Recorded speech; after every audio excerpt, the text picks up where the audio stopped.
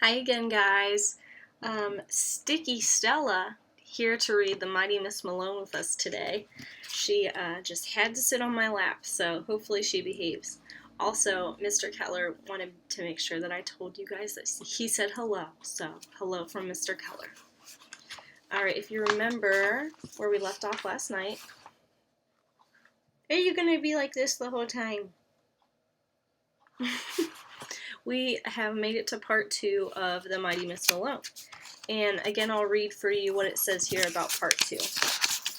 The title of part 2 is Gone from Gary. The time frame is late summer of 1936 to late spring of 1937, and it takes place in Flint, Michigan. Chapter 22, Learning How to Settle in Flint. You'd need a really exploding imagination to call this camp anything like wonderful, but it was okay.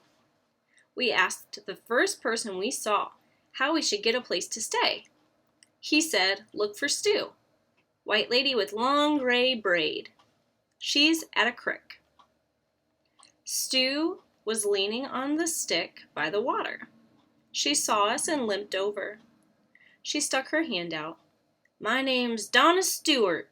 Everyone calls me Stu. You're new here. Need a place to stay?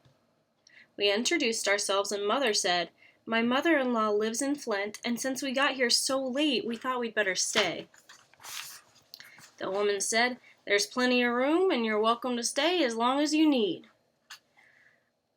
Just between you and me, guys, I feel like already the Malones are sharing a little bit too much information. Do you remember how their new friend told them not to share too much information? She didn't even ask her. She just said, do you guys need to stay? And they're sharing all this information. I don't know. Just a thought.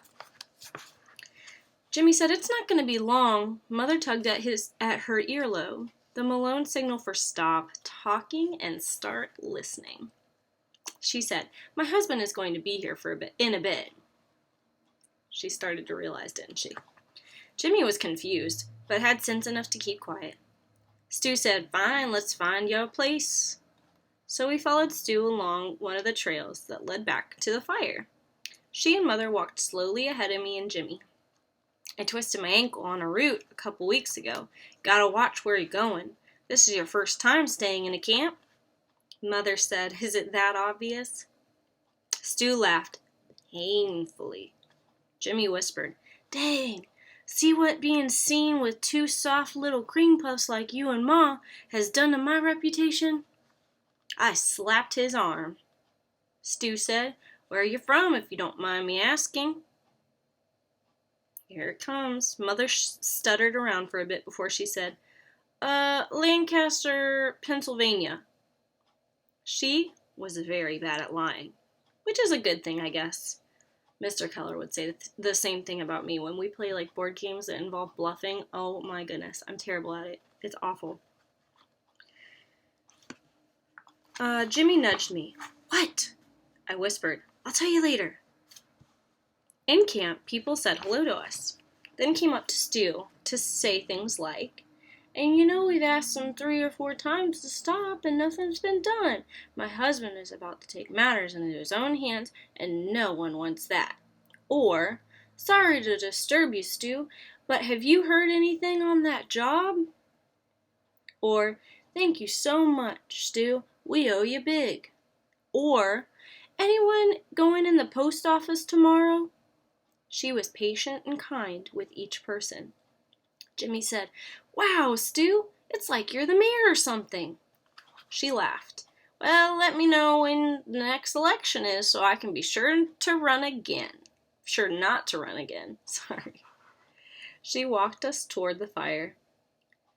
Now, you don't want to choose a spot so close to the fire that you get smoked if the wind's wrong, but it's nice to be close enough that you can hear the fire burning down. How do you feel about music? Jimmy said, we love it. Good, that's another advantage of being close to the fire. Some nights folks sing and play instruments there. I warn you though, the quality varies. It depends who's in the camp. Jimmy looked at me and made his eyebrows do that crazy up and down dance. Stu asked me, "You're about 12, 13?" "Yes, ma'am." We stopped in front of a tent that sat between two cardboard wood and cloth huts. There were boxes set like porch chairs outside of the tent. She said, "This is Small's place. They've got a girl named Loretta, must be around your age. The places on both sides are open. Take your pick." Mother said, "It is just for one night, so..." The opening of the hut that caught my eye was closest to the fire. There was a cloth pulled to one side that you could drop down to cover where the front was supposed to be. Even in the dark, I could tell that the cloth was gingham. It was too dark to be sure if it was blue. I walked over to touch the material.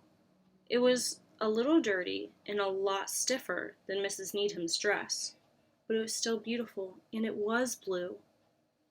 Mother smiled. "Deza, which one?" I said, "It's gotta be some kind of sign." Stu said, "Good choice. All we ask is that you not leave anything outside your place, that you respect your neighbor's privacy, any garbage goes into the dump, which is that way, and finally we ask that you," she looked square at Jimmy, "not water any of the trees or plants. There be latrines near the dump." Latrines are a fancy word for bathroom. Jimmy said, "I don't," Stu interrupted. "I'm not singling you out, young man. It's a general rule." We said goodbye to Stu and set our bundles in the hut. Mother said, "We'll just open the one with blankets." I can't believe how something as easy as sitting in a couple of boxcars can get you so tired. We opened the bundle that had the bedding in it, and even before it settled to the ground, I was surprised to see Mother standing over me saying, "Sleep well, my lamb. Tomorrow we'll be with your grandmother." I heard Jimmy say, "Sweet dreams, sis," and I wanted to answer him, but before I could open my mouth, I was out so quick that I didn't even have time to think about the first night in my life that wasn't sleeping in a real bed. The blue gingham curtain was the first thing I saw, and I wondered why Mrs. Needham's niece's dress was hanging that way. I yawned, stretched my legs, and the hard ground reminded me I wasn't in Gary. It was morning, and I could hear the very pleasant singing of birds and voices outside. It sounded like Jimmy, a couple of girls, and a pack of robins. I stretched my arms and looked to where Mother had slept. She was gone. I smoothed my hair back, pulled my dress over my slip, dipped my washcloth in baking soda, ran it over my teeth. Then I put my shoes and socks on. I pushed the curtain aside and walked into the bright morning sunlight. Along with birds singing, there was a soft smell of firewood in the air. I blinked to get my eyes used to the light. "Hey sis, come and meet our neighbors." Jimmy was sitting in front of the tent next to our place. He said, "Loretta and Kathleen Small, I'd like to present you to the mighty Miss Malone." "My name is Deza." The oldest one said, "Hey Deza, nice to meet you. Jimmy says you're 12? "Uh-huh." "Are you going into 7th grade?" "Yes." "Good, we'll be in school together." I looked at Jimmy. Why hadn't he told them we weren't going to be in the camp that long? Kathleen said, "You don't have no idea how great it is to see you. I thought since Catherine Williams moved off, I was going to be the only colored girl in 7th grade. There are only white girls in 7th grade? There's only 8 of us in the whole school. That was going to be different. What's that like? Most of them treat you okay. You find out real quick who's the prejudiced ones, especially for the teachers. But you don't have to worry. I'll look out for you, Dessa." She was talking to me, but she was looking at Jimmy. "Thank you. Jimmy, where's Mother?" "She's gone to Flint to find Grandma." Loretta said, "She's with my mama. Ma might get her some work cleaning offices or working at the Durant. She's gonna have to show she can work good for a while. Then she'll get paid. I get to help sometimes too. Maybe you can get some work too, Deza. That would be great, but I don't think, Jimmy said. I was waiting till you got up, sis. I'm gonna head into Flint and see what I can get percolating. Y'all two girls take good care of my baby sis. They both had dreamy eyes when they said, "We will, Jimmy." Oh boy, here we go again. Yuck. He handed me a knife, an apple, a hard piece of cornbread, and a tin cup full of water. I didn't know how hungry I was. I cut the apple into small pieces and dipped the cornbread into the water to soften it up a little, so my teeth wouldn't hurt when I chewed. It went together with the apple real nice. But when you're hungry, any two things together are real nice. Jimmy Rooster strutted away. Kathleen said, "Your brother sure do look good." I changed the subject. "What do you do all day here?" Loretta lost interest in me and left the second Jimmy was gone. Kathleen said, "Most of the grown-ups go into Flint every morning to try to find work. Us kids got lots of chores to keep everything tidy and safe and neat out here. These folks here are crazy about keeping neat. Don't dare drop nothing or leave nothing outside your place, or they act like you robbed a bank." Kathleen looked up and said, "Morning, Miss Stew." I stood up like Mother and Father say that you're supposed to whenever an adult comes up to you. She was leaning on her stick and smiling. "Morning, girls. I see you've made a new friend. Young lady, I've forgotten your name." "I'm Deza Malone. Remember? From Lancaster, Pennsylvania?" She just has to lay on that lie, doesn't she?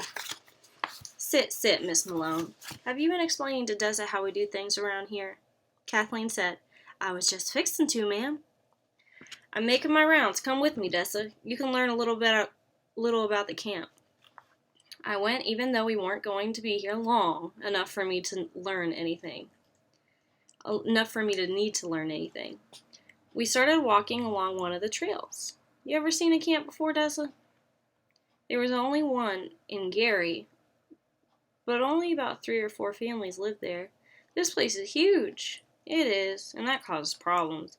Everyone who's been on the road for a while comments on how clean this camp is, and it's not by accident. We work hard at keeping things that way. We may be poor, but that isn't an excuse to live poorly. Cleanliness costs next to nothing. Yes, ma'am. We walked past hut after hut and tent after tent. Some of the places looked like Father or some other real carpenter had put them together. Some of them looked like they'd just tumbled down off a tornado. Miss Stew showed me where she lived with her little boy. It was just like all the other places, neat and tired. The strangest looking place was made out of stacked old automobile tires. Stew said, "The Goodyear Mansion. Smells terrible inside once the weather gets hot." Another place we passed was called Ford Mansion. It wasn't anything but an old panel truck with the wheels gone from it. She showed me where the outdoor toilets were and where we'd go to do the dishes. There were more little kids than any other kind of people in the camp. It seemed they'd been glued to each other, leaning heads on each other or hooking arms or holding hands. They had eyes like really, really old people, and they all looked tired and beat and hungry. "Ma'am, how do people eat here?" "Not very well, I'm afraid. You're on your own for breakfast and lunch. There's a mission in Flint, but it's not the most welcoming place. We throw together a community pot when we can. Sundays, Wednesdays, Fridays for sure. Maybe a couple other times during the week, depending on what folks can catch. We've been doing good lately and having supper nearly every night." Every once in a while, Stu would stop at a place and ask, "Anyone home?" If a child answered, she'd ask them to tell their mother about some piece of trash or something left near their hut. If no one was there, she'd write something in a notebook that she carried. "So, your mother going to look for your grandmother?" "Yes, ma'am." I remembered what Epiphany's mother said about not letting anybody know our business. Miss Stu seemed kind and of good character, but it's better safe than sorry. Ma'am, does Flint have a library? And what's the limit of books I can check out? Of course, it's about a 25-minute walk from here. But you won't be able to check out any books unless you got a Flint address to put down. You a big reader? I live for books. One day I may even be a writer. You don't say. I got plenty of Reader's Digest you can read. I like them because they don't let all the extra words writers want to cram in a story get in the way. I bit my tongue.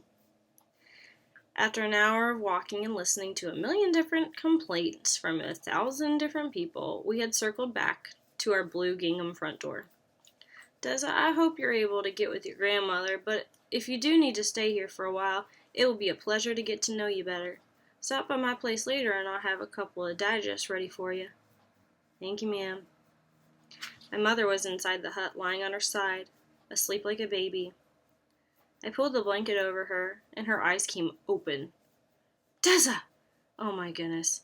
I can't believe how tired I am. I am not used to walking so much. I kissed her cheek. She said, So, Miss Malone, do you want the good news first or the bad news? You know what news I want. Sorry, Deza, no news there. No news about your grandmother either. Her house has been turned into apartments, and none of the neighbors know anything. Flint's as bad off as Gary. I didn't expect to hear anything but bad news, but my spirits sank anyways. I shoved my hands into my dress pockets. I do have a bit of good news, though. You went to the bank with Mrs. Carsdale's letter and got a job? Mother's lines went 1-1-1. She looked at me for an uncomfortable long time before she said, I went to the woman, but she didn't need anyone. I didn't give her that very interesting letter, though. We'll talk about that later on. Uh-oh. Wonder if Jimmy ratted me out on that, too. The good news is that I'm getting a chance to work with Mrs. Small at night cleaning offices. I won't get paid for the first week. It's like a tryout. If they like the way I work, they'll hire me. My fingers folded around the $4 bills from the landlord in my pocket. I pulled them out and Mother whispered, Deza, where did that come from? I forgot, the landlord. He gave us this because we had to leave early. It seems like it was so long ago, but it wasn't even a week. Thank goodness. I'll be able to get a few things in Flint. Since Grandma's gone, does this mean we'll go back to Gary? Mother's lips moved. I'm sure she said something in English, but all I heard was King of Dagley. Mother is a fantastic worker and very proud of everything she does. So after trying out for a week, she got hired working 3 nights a week cleaning offices. She even found another job picking up both day and night shifts at the Durant Hotel. Before long, Jimmy didn't have trouble finding odd jobs and fruits and greens for us to give to the community pot. We even started saving a few pennies. The camp got easier to live in every day, but Mother said we needed to get a room in Flint as soon as we could. Miss Stu and me got along just fine, and she asked me to go on rounds with her every morning. We'd walk, she'd scold people, and we'd discuss those horrible chopped up stories from Reader's Digest. Are you okay? You're shaking. What's going on? We were together so much that people started calling me Little Stu. Time played its tricks on me. One day we got up and Mother said, There was a nip in the air last night, Deza. I know Flint winters can't be anywhere near as bad as Gary's, but I really don't want to be out here once it starts getting cold. And there was school to consider. School? It sounds foolish, but I always thought I'd be back in Gary by then. Mrs. Small said, You've got to register next week. I've been having such a good time being Little Stu and trying to fill in all the missing words from the Reader's Digest that I completely forgot that time had run off and forgot all about me. But Mother, Miss Stu needs me to. You aren't suggesting you stay here and help Stu instead of going to school, are you? When she said it like that, it did seem silly. On the outside, schools in Flint seemed a lot like schools in Gary, but they weren't. Instead of having one teacher all day, In Flint, we went from classroom, by Stella, we went from classroom to classroom and teacher to teacher for every subject. The teachers were different too. First, all of them were white. And second, they weren't anywhere as nice as the teachers in Gary. But one of Mrs. Needham's lessons stuck. I was learning how to toughen up. I got my usual A's on tests in mathematics, geography, civics, and history. After my first mathematics test, when class was dismissed, Mrs. Scott called me to her desk. "Deza, have you always done so well in math? You're the only student who got a perfect score." I sounded very humble, but the truth's the truth. "Yes, ma'am. Mathematics is one of my favorite subjects. It was great to be back in school. Could I ask you a favor?" Maybe she wanted me to help with some of my classmates. Even though they were white, some of them were the spitting image of Dolly Peaches and Benny Cobb. She slid a paper towards me. It had 5 unsolved story problems on it. "Could you sit right there, right now, and solve these for me?" Maybe Mrs. Scott was seeing if I was ready for harder work. I finished in no time. She looked them over. Perfect again. But next time you must make sure that you show all your work. You're dismissed. I was surprised that that was all she said. In English class, I really showed how much I'd toughened up. Flint teachers do not have the imagination that Gary teachers do, so instead of giving grades back so everyone knows what they got, they just walk around the class and hand your test or your paper back to you, upside down. Mr. Smith was passing out our first essay. I'd followed all of Mrs. Needham's advice. I'd written it at the Flint Public Library and was very careful not to use a dictionary or thesaurus too much. And I didn't digress at all. I made sure my posture was good, crossed my ankles, and folded my hands on my desk when he got close to me. He handed me my paper and smiled. "Very good job." My heart flew. "Thank you, sir." He turned my paper over. He'd written, "Good for you," and put a giant C+ with 3 exclamation points. I turned the paper back over. Maybe I saw it wrong. I looked again, but it was the same. One sign that I'd toughen up was that instead of crying, I thought of a little joke that Jimmy had said whenever he didn't like his grade. I turned the paper over, then the same way people bang on a machine, if it ain't acting right, I smack my hand on the paper. Maybe if I bang it hard enough, my grade will jump up a mark. It was nonsense, but I slapped my hand on Mr. Smith's essay. I turned the paper over and smiled. I'd have to tell Jimmy that it still wasn't working. Stella. Hey, Stella. Come on. Mrs. Needham would have been proud. Instead of bawling, I looked at Mr. Smith's back. And I said to myself, "Okay, Buster, come on. I'm going to make sure my next essay is the best thing I've ever written. You won't have any choice but to give me an A+. When me and Loretta were walking back to camp, I asked, "What grade did you get on your essay?" "I don't know. Same old D. What'd you get?" C+. She stopped walking. No you didn't." I showed her my grade. "Ooh, girl, you must be real smart. For getting a C+? All these teachers up here at White Ears Prejudice, Catherine Williams was the smartest colored girl in the school, and all she used to get was a C. You must be a genius to get a C+. She laughed. "I'm going to see if I can sit next to you when we take our next exam." That's a shame. It sounds like she's saying that if you weren't white, you never got a better grade than a C. That's a shame. Early every morning, Mother and I would leave the camp and walk for half an hour to downtown Flint. Jimmy would go his own way. After school, I'd go to the library and read until Mother picked me up. We didn't have an official address, so I couldn't check out any books, but I still got to read. It wasn't long before we stopped looking fresh and had seniority in camp. Stu and I had a bubbly personality. Stu said I had a bubbly personality, so she had me help the new children get used to living here. Some of them didn't have any idea what to do, mostly the boys. I pretended they were my students and was very patient. 2 little boys from Flint came in one day all by themselves. One of them reminded me of myself. He seemed scareder than his friend, so I took him under my wing. He was very nervous and shy, but you could see how sweet he was too. His first evening in the camp, I didn't want him and his friend to think they were going to get a free ride, so I had them help me with the dishes. I took the little boy and showed him the creek where we can clean up the camp's pots and dishes. We sat on a big rock and I washed and had him dry. He said, "Are you leaving on the train tomorrow?" Uh-uh. I'd been lying so much about how we weren't alone that without thinking I said, "My father's going out on it. He might leave for a day or 2 for work." "Where do you go for school?"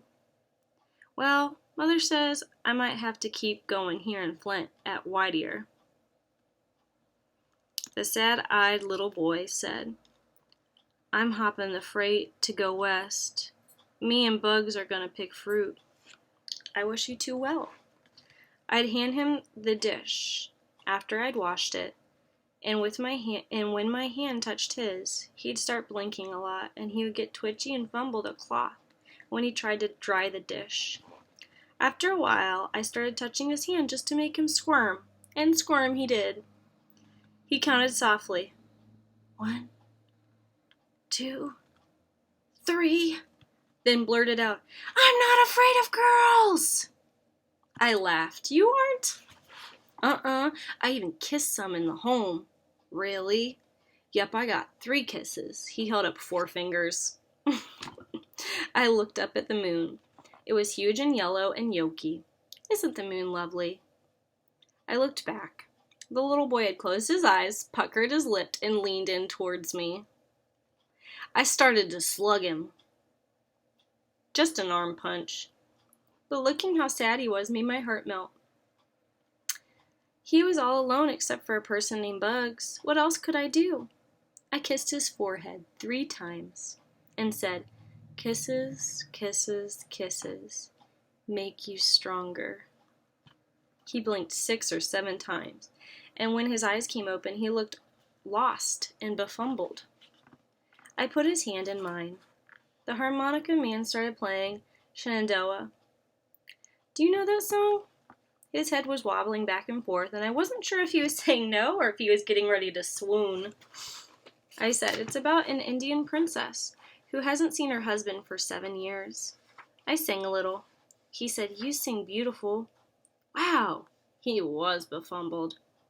"You should hear my brother. Now that's a real singer." I helped him up and we carried the dishes back to camp. As bad as things were for me, they were much worse off. I still had my family. And like Mother always said, without a family, you're nothing but dust on the wind. I'd hoped that he would find kindness somewhere, but even with my exploding imagination, I couldn't figure out where that would be. And this is exactly why we only read 1 chapter today. Very long chapter. Lots and lots of time lapse in that chapter. We have for chapter 22, reading comprehension quiz, 10 questions. So let's go ahead and get started. There are quite a few extended response questions, so just make sure that you have a complete sentence. Number 1, what is the Malone sign for stop talking and start listening? Is it A, pinching the person, B, tugging on the ear, C, laughing obnoxiously loud, or D, clapping? Number 2, why do you think Stu has patience for everyone in the camp? And that's an extended response question. Number 3, did Mama find Grandmother and Papa in Flint? Extended response. What was Mama's good news? A, she could work cleaning offices. B, she found them a house. C, they were going back to Gary. Or D, she brought home food. Number 5, what nickname did Deza receive at the camp? A, Mama's Girl. B, Smelly Sally. C, Little Stu. Or D, Baby. Number 6 is also an extended response question. What was the difference between Flint schools and Gary schools? That's a great question. What was the biggest difference between Flint schools and Gary schools? There are lots of different things that you could say, so your answers are going to differ there. What grade did Dessa get on her English essay in Flint? An A+, a B-, or a C+? Number 8 is an extended response. Why did Loretta tell Dessa she must be real smart for getting a C+? This makes me sad. Number 9, what did Dessa do to the little boy while he puckered up for a kiss? A, kissed him 3 times on the forehead, B, laughed at him, C, kissed him, or D, ran to tell Jimmy. 10 is also an extended response question. Do you think the Malones will ever find Papa? Why or why not? That's an opinion question, and it's an extended response. Stella, where are you at? Come apologize to my class. Come here. This little sticky Stella here is impatiently wanting me to go and feed her dinner, so I apologize for getting distracted while she was whining and scratching at the door. You were distracting during my story today. You're going to have to stay with Dad tomorrow. Sorry, guys. Hope you have a good night. And I miss you so much, and I love you. Mwah. And I will see you tomorrow for our special activity on Thursday. Have a good night. Bye.